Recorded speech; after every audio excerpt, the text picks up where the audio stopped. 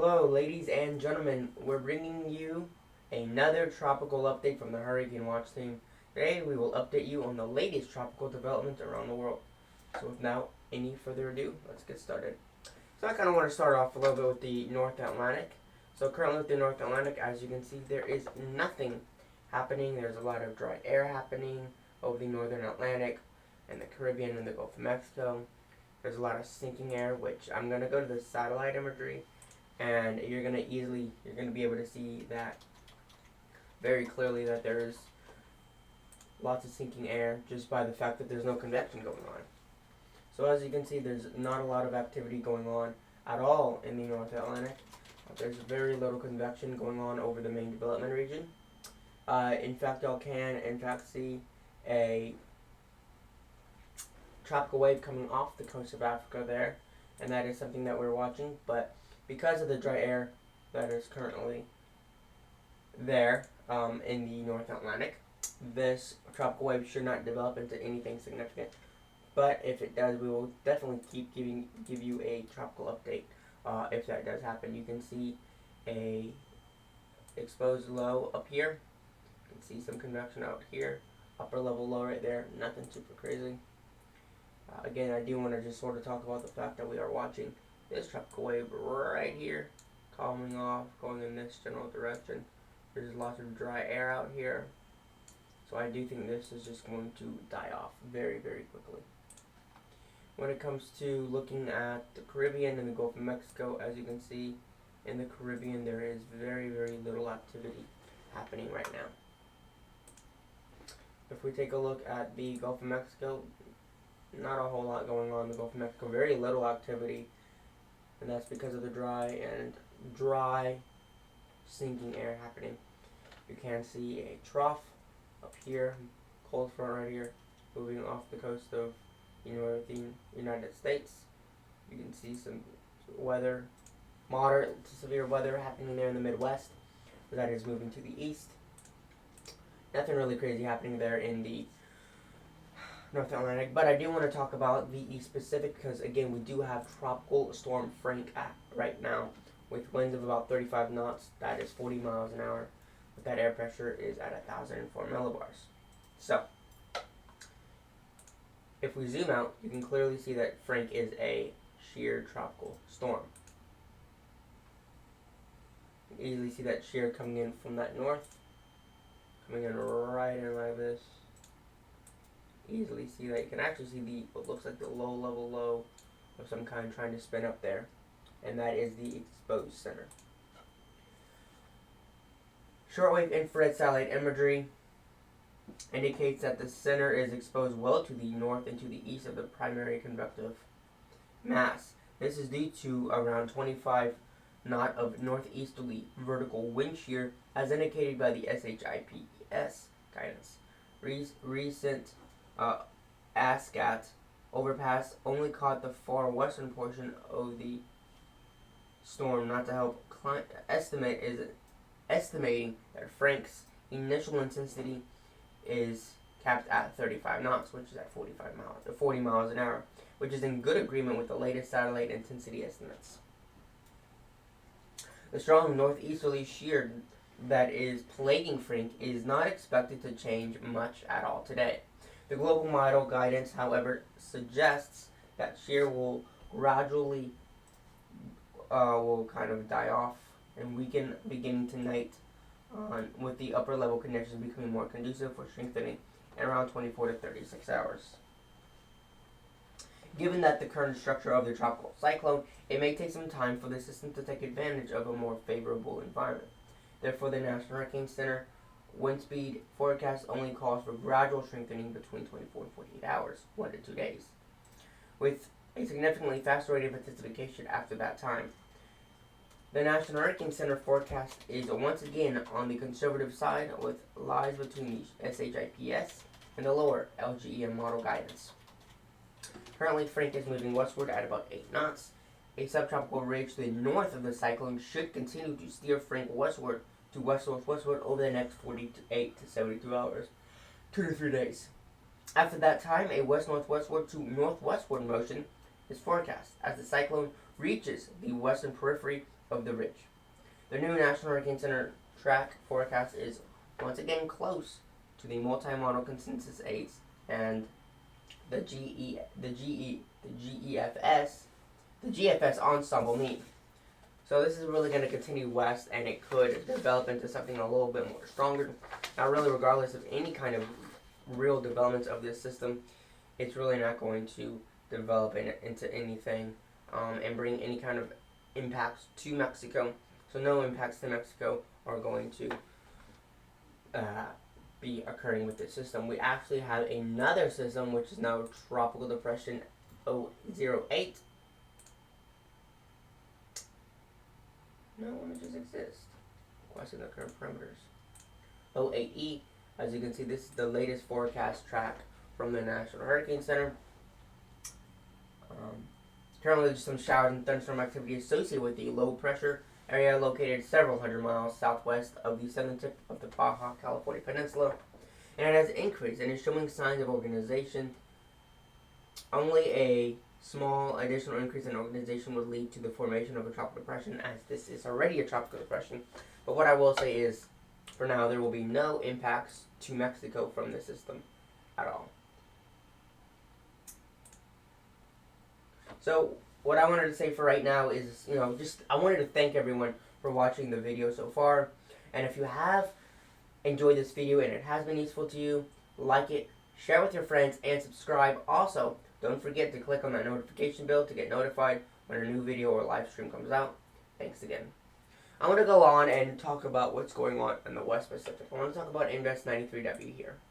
If we take a look at Index 93W, you can in fact see clearly a system generally really robust here. I'm going to see if I go to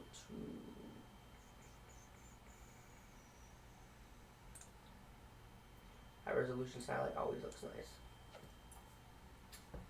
Index 93W is currently active near Guam. Literally can't, here it is. Guam is right down here. I'm going to actually circle it. Right down here. Guam, Mariana Islands. Right through here.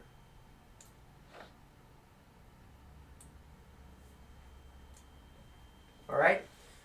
It is currently expected in the next 24 hours to continue in this general direction and this general motion towards the northwest, and the storm has a high chance of becoming a tropical cyclone. But that's what we're looking at right now. Can see a little bit of wind shear here in the upper levels cutting across. As you can see, there's some wind shear. Pretty generally kind of strong, as you can see, which is why we do have convection up here. There's no convection exactly over the center of circulation right there, which is why this is not developed into anything. So this is currently what the Joint Typhoon Warning Center is saying on this system. There's an area of convection known as Index 93W, previously located at 15 degrees north, 145 degrees east. It is currently located near 16 degrees north, 142 degrees east, approximately 206 nautical miles northwest of Guam. Animated enhanced infrared satellite imagery shows a deepening and expanding system with signs of formative banding in the northwest quadrant, feeding into an assessed low-level circulation, LLC. A 26/12/14Z, which is just as of July 26th at 12:14 UTC time zone. Ascatometer C past shows a sharp trough at the surface with 20 knot winds in the northeast quadrant along a small patch of 25 knot winds likely associated with thunderstorm activity. Analysis indicates an overall favorable environment with a westward transitioning tropical upper tropospheric trough, known as a TUT. Tropical upper tropospheric trough. A TUT. It's a cell. The same TUTT cell is enhancing poleward outflow that is offsetting the subsidence. Additionally, vertical wind shear is low, 10 to 15 knots. So this isn't super strong. This was super duper strong wind shear. It would be screaming across. It would be moving really fast. And very, very warm, 29 to 30 degrees centigrade sea surface temperatures. Numerical models are in general agreement that the system will track westward and deepen over the next 1 to 2 days, 24 to 48 hours. Currently, the maximum sustained winds of this system are at around 18 to 23 knots. Minimum sea surface pressure is estimated to be at 1,005 millibars. The potential for development of a significant tropical cyclone within the 24 hours has been upgraded to high by the Joint Typhoon Warning Center. I do want to also talk a little bit about what we're seeing here in the North Indian Ocean. So if we move there, not the North Indian Ocean. For the North Indian Ocean, nothing's happening. But the Southwest Indian Ocean and the Australian region, yes, there is now a storm that we're seeing in the Australian region, and it is the middle of winter in Australia right now. So this is very, very rare to see this, but we do have a system there in the South West Indian Ocean, and there it is. You can in fact see generally deeper thunderstorm activity occurring with this system.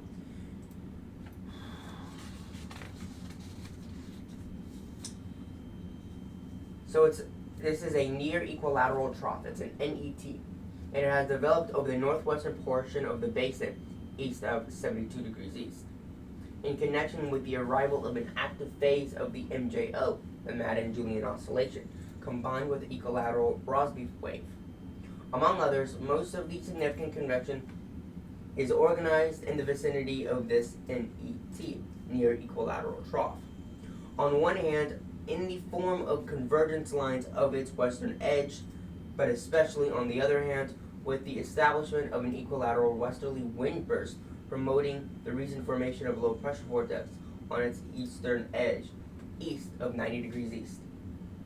The latest satellite animations show an improvement in the organization and intensity of convection since yesterday, and the newly formed vortex is showing some moderate to strong convection near the low. Despite some moderate to strong convection, there's an absence of recent ASCAT pass directly over the center of the vortex. The satellite animation is currently allows us to estimate that it is has a closed circulation with the center near 8 degrees south, 92 degrees east, and is in the Indonesian area of responsibility. So maximum sustained winds in the order of around 20 to 25 knots, 25 to 30 miles an hour. Outward surface convergence at the other end of westerly wind burst should remain good until tomorrow before deteriorating by this weekend. Moreover, the arrival of a subtropical high-pressure cell from the southwest will be strengthening toward surface convergence until Friday. Aloft in the upper levels of the atmosphere, the passage of an upper-level trough, a ULT, will further south is favoring good upper-level divergence in the short term, with outflow channel near the southeast of the system. At the same time, despite deep shear at around 15 to 20 knots, about 20-25 miles an hour, this around this system. The latest model suggests a temporarily conducive context for the deepening of this tropical low, with probabilities of formation of a tropical storm, which have clearly increased by Thursday or Friday. But east of 90 degrees east, the system center should then be west of the Cocos Islands. From this weekend onwards, the mid-level dry air intrusions associated with the unfavorable northerly wind shear, as well as deteriorating equatorward, and entered our basin from Saturday evening. With this deteriorating environment, models suggest a weakening of this low pressure system. The likelihood of it returning to our basin as a tropical storm is therefore low. The model suggesting a remnant non-tropical low drifting in the trade winds, but which could possibly give some near gale or gale force winds. Now, due to the pressure gradient effect of the edge of the subtropical high to the south, in summary, there is a significant chance of tropical storm forming between now and Friday in the Australian region, east of 90 degrees east. For tropical cyclone genesis, probability remains low in the southwest Indian Ocean, west of 90 degrees east. So that's what we got there. We also have nothing really to talk about South Pacific Ocean, which is good, or elsewhere the South Atlantic, Mediterranean Sea, or Southeast Pacific Ocean. Also, there are no systems active in the South Atlantic, Mediterranean Sea, or Southeast Pacific Ocean today. Well, that's all the news we have for you right now. Now, don't forget that we have our own Discord server where you can chat with the team and the community. The link is in the description. We have a Patreon page too. For just $1 a month, you can get your exclusive benefits to keep the channel going. Now, if you can or don't want to support us that way, even as little as subscribing to our channel, liking our videos, clicking on that notification bell, sharing the videos, and commenting out helps a lot. Thanks for watching, and remember, we are the Hurricane Watch Team, your source for Cyclone information. Peace out.